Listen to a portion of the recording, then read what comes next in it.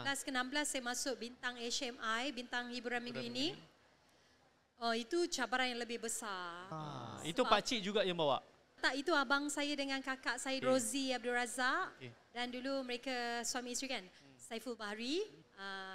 Mereka yang bawa saya dengan izin daripada ayah lah. Sebab masa tu memang bintang HMI ni acara yang dinanti-nantikan. Ya, betul.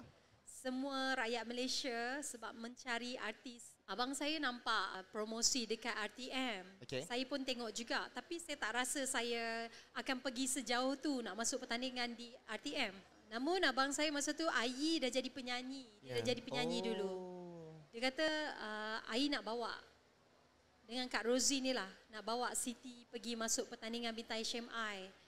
Dan itu adalah hari terakhir untuk audition. Saya hampir tak dapat masuk audition sebab kita daripada Lipis naik bas. Dan masa tu hujan, memang saya dah hampir nak tutup dah dia punya audition. Elok saya sampai dekat RTM, saya daftar.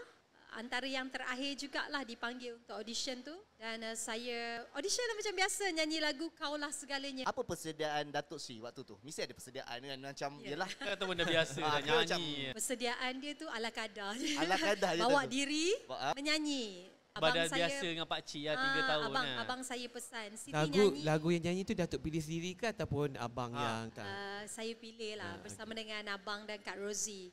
Sebab apa? Sebab lagu itu saya selalu nyanyi juga. Waktu tu Datuk Sri, adakah Datuk Sri dapat rasa aku menang ni? Tak ada. Tak terfikir? Segan lah, kita daripada kampung kan. So rasa memang orang lain ada yang lebih bagus kan. Sebab saya tak ada pendedahan untuk masuk pertandingan lagi. Saya cuma nyanyi kat kampung je. Kalau masih boleh belanja sikit lagu tu, boleh?